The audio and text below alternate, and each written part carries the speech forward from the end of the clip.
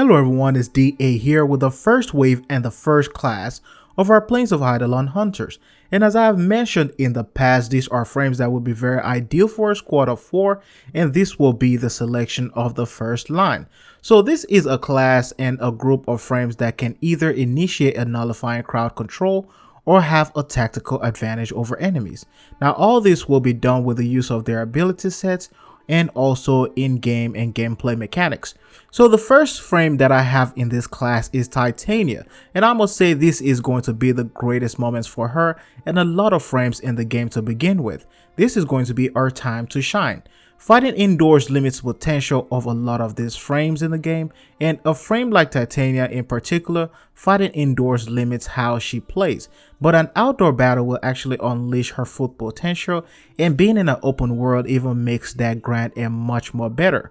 When approaching an outpost or fighting a superior enemy, it is very essential to have an area advantage either in scouting or as air support to the rest of your squad. So using Titania makes you tower above and have less use for Arcwing in the game, and also partnering her with a good primary also makes her Dex Pixie very viable, and I will say one of the greatest things that she will also be good for is the fact that you can actually have a quick transportation from plane to plane. And also this will be very good when it comes to spotting enemies from afar, and one of the main reasons why, if you like Titania, this will actually be a good thing for you if you actually main her. So the next ones that I have on the list is going to be Ashe and Loki. Now these two have always been an ultimate pick in most missions in the game, but with these mission types that we have entered during TennoCon 2017 and even some of the recent dev stream, the Loki Master Race will rise in a solo play, and Ashe's Blade Storm will actually make these two a perfect combo. Maybe you're trying to go in with just you and your friend. Picking these two will actually make you a powerful duo and actually make you very great whenever it comes to hunting outposts or going after Eidolons. Now I don't know if you can solo an Eidolon or go with a 2-man, however we'll see how this functions in the game.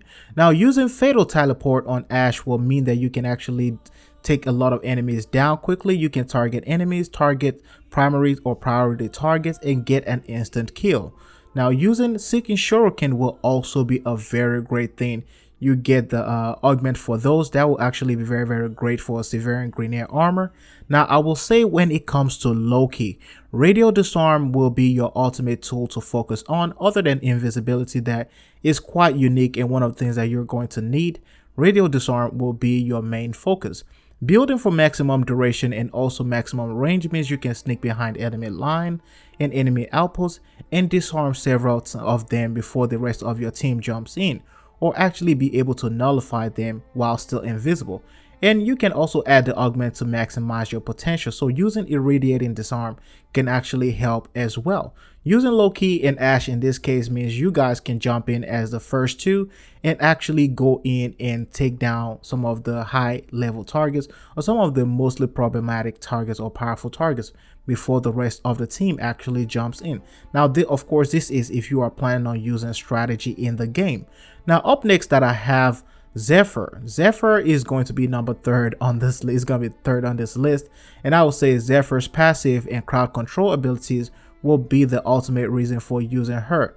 Now though she is not as effective in flight as Titania, however Zephyr's augments are what makes her shine in a lot of team setting in the game.